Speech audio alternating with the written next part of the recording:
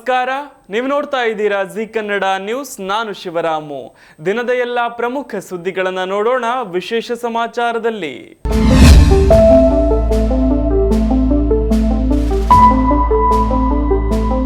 ಇಂದಿನಿಂದ 5 ದಿನಗಳವರೆಗೆ ರಾಜ್ಯಾದ್ಯಂತ ಭಾರೀ ಮಳೆಯಾಗಲಿದೆ ಎಂದು ಹವಾಮಾನ ಇಲಾಖೆ ಮುನ್ಸೂಚನೆ ನೀಡಿದೆ. ಮೇ 26ರವರೆಗೆ ಮಳೆ ಮುನ್ಸೂಚನೆ ನೀಡಲಾಗಿದ್ದು, ಮೇ 25ರಿಂದ ರಾಜ್ಯಾದ್ಯಂತ ಮಳೆಯ ಪ್ರಮಾಣ ಮತ್ತಷ್ಟು ಹೆಚ್ಚಾಗಲಿದೆ. ಉತ್ತರ ಕನ್ನಡ ಜಿಲ್ಲೆಯಲ್ಲಿ ಭಾರೀ ಮಳೆಯಾಗುತ್ತಿದ್ದು ರೆಡ್ ಅಲರ್ಟ್ ಘೋಷಿಸಲಾಗಿದೆ. ಉಳಿದಂತೆ ದಕ್ಷಿಣ ಕನ್ನಡ, ಉಡುಪಿ, ಬೆಳಗಾವಿ, ಧಾರವಾಡ, ಶಿವಮೊಗ್ಗ ಜಿಲ್ಲೆಗಳಿಗೆ ಆರೆಂಜ್ ಅಲರ್ಟ್ ಘೋಷಿಸಲಾಗಿದೆ. ಇನ್ನು ಬೀದರ್, ಕಲಬುರಗಿ, ವಿಜಯಪುರ, ಚಿಕ್ಕಬಳ್ಳಾಪುರ, ಕೋಲಾರ ಜಿಲ್ಲೆಗಳಿಗೆ ಯೆಲ್ಲೋ ಅಲರ್ಟ್ ಘೋಷಿಸಲಾಗಿದೆ.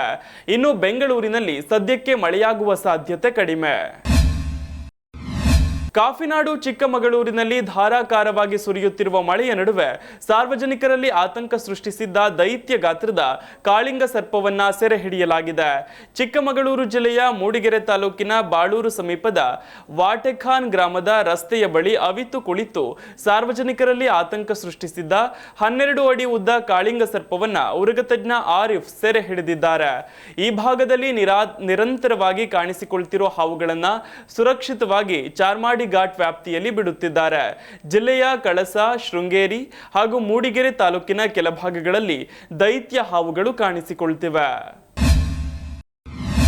ಮೈಸೂರು ಸ್ಯಾಂಡಲ್ ಸೋಪ್ನ ಅಧಿಕೃತ ರಾಯಭಾರಿಯನ್ನಾಗಿ ಬಹುಭಾಷಾ ನಟಿ ತಮನ್ನಾ ಭಾಟಿಯಾ ಅವರನ್ನ 2 ವರ್ಷಗಳ ಅವಧಿಗೆ ನೇಮಕ ಮಾಡಲಾಗಿದೆ. ಇದಕ್ಕಾಗಿ ತಮನ್ನಾಗೆ ಸರ್ಕಾರ ಕೊಟ್ಟಿರೋ ಸಂಭಾವನೆ ಎಷ್ಟು ಗೊತ್ತಾ? ಬರೋಬ್ಬರಿ 6 ಕೋಟಿ ರೂಪಾಯಿ.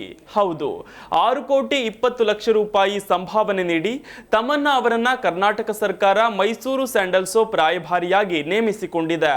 ಆದ್ರೀಗ ಇಷ್ಟೊಂದು ದೊಡ್ಡ ಮೊತ್ತ ನೀಡಿ ನೇಮಕ ಮಾಡಿಕೊಳ್ಳೋ ಅಗತ್ಯ ಇತ್ತ ಅನ್ನುವ ಪ್ರಶ್ನೆ ಕೂಡ ಸಾರ್ವಜನಿಕ ವಲಯದಲ್ಲಿ ಕೇಳಿ ಬರ್ತಿದೆ. ಅದಷ್ಟೇ ಅಲ್ಲ, ನಿಮಗೆ ಕನ್ನಡದ ನಟಿಯರು ಯಾರು ಸಿಗಲಿಲ್ವಾ ಅಂತಲೂ ಜನ ಪ್ರಶ್ನೆ ಮಾಡ್ತಿದ್ದಾರೆ. ಅಂದಹಾಗೆ ತಮನ್ನಾ ಭಾಟಿಯಾ ದಕ್ಷಿಣ ಭಾರತ ಚಿತ್ರರಂಗ ಸೇರಿದಂತೆ ಬಾಲಿವುಡ್ ನಲ್ಲಿ ಕೂಡ ಸಾಕಷ್ಟು ಜನಪ್ರಿಯತೆ ಗಳಿಸಿದ್ದಾರೆ. ಜೊತೆಗೆ ಗ್ಲಾಮರಸ್ ಆಗಿಯೂ ಕಾಣ್ತಾರೆ. ಇದನ್ನ ನೋಡಿಯೇ ಮಾರುಕಟ್ಟೆ ಲೆಕ್ಕಾಚಾರ ಹಾಕಿ ಕರ್ನಾಟಕ ಸರ್ಕಾರ ಅವರನ್ನ ಸಂಪರ್ಕಿಸಿ ನೇಮಕ ಮಾಡಿಕೊಂಡಿರಬಹುದು. ಆದ್ರೆ ಕನ್ನಡದ ಕಲಾವಿದರು ಯಾರು ಸಿಗಲಿಲ್ವಾ ಅಂತ ಸಹಜವಾಗಿಯೇ ನೆಟ್ಟಿಗರು ಪ್ರಶ್ನಿಸ್ತಿದ್ದಾರೆ.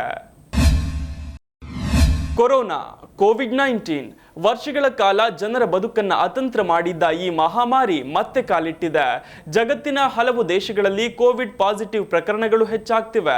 ಚೀನಾ, ಆಗ್ನೇಯ ಏಷ್ಯಾ ಭಾಗ, ಹಾಂಗ್ಕಾಂಗ್, ಸಿಂಗಾಪುರ ಮತ್ತು ಥೈಲ್ಯಾಂಡ್ನಲ್ಲಿ ಕೊರೋನಾ ಪ್ರಕರಣಗಳ ಏರಿಕೆ ಕಂಡು ಬಂದಿದೆ. ಕೋವಿಡ್-19 ಪ್ರಕರಣ ಮತ್ತೆ ಉಲ್ಬಣಗೊಳ್ಳಲು ಕಾರಣ ರೋಗ ನಿರೋಧಕ ಶಕ್ತಿಯಲ್ಲಿ ಕ್ರಮೇಣ ಇಳಿಕೆಯಾಗ್ತಿರೋದು ಎನ್ನಲಾಗಿದೆ. ಇದರಿಂದಾಗಿ ಲಸಿಕೆ ಪಡೆದ ವ್ಯಕ್ತಿಗಳು ಸಹ ಮತ್ತೆ ಸೋಂಕಿಗೆ ಒಳಗಾಗಬಹುದು ಅಂತ ವರದಿಯಾಗಿದೆ. ಇದೇ ತಿಂಗಳಲ್ಲಿ ಸಿಂಗಾಪುರ ಮತ್ತು ಹಾಂಗ್ಕಾಂಗ್ ದೇಶಗಳಲ್ಲಿ ಕೊರೋನಾ ಸಕ್ರಿಯ ಪ್ರಕರಣಗಳ ಸಂಖ್ಯೆ ಹೆಚ್ಚಾಗ್ತಿದೆ. ಇನ್ನು ಭಾರತದಲ್ಲಿಯೂ ಮೇ ತಿಂಗಳಲ್ಲಿ ಕೋವಿಡ್ ಪ್ರಕರಣಗಳಲ್ಲಿ ಸ್ವಲ್ಪ ಏರಿಕೆ ಕಂಡಿದೆ. ಆದರೆ ನಮ್ಮಲ್ಲಿ ಪ್ರಕರಣಗಳ ಸಂಖ್ಯೆ 300 ಕೂಡ ದಾಟದಿರೋದ್ರಿಂದ ಕಳವಳ ಪಡುವ ಅಗತ್ಯವಿಲ್ಲ. ಮೇ 5ರಿಂದ 12ರವರೆಗೆ 93 ಪ್ರಕರಣಗಳು ವರದಿಯಾಗಿದ್ರೆ ಮೇ 13ರಿಂದ 19ರವರೆಗೆ ಈ ಸಂಖ್ಯೆ 164ಕ್ಕೆ ಏರಿಕೆಯಾಗಿದೆ.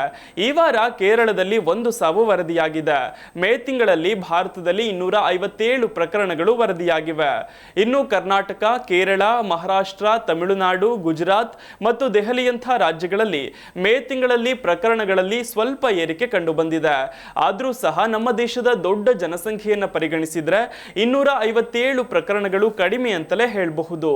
ಹೀಗಾಗಿ ಭಯಪಡುವ ಅಗತ್ಯ ಇಲ್ಲ ಅಂತಾರೆ ವೈದ್ಯರು. ಇದಿಷ್ಟು ಇವರೆಗಿನ ಪ್ರಮುಖ ಸುದ್ದಿ. ನೋಡ್ತಾ ಇರಿ ಜಿ ಕನ್ನಡ ನ್ಯೂಸ್, ಸತ್ಯವೇ ಸುದ್ದಿಯ ಜೀವಾಳ.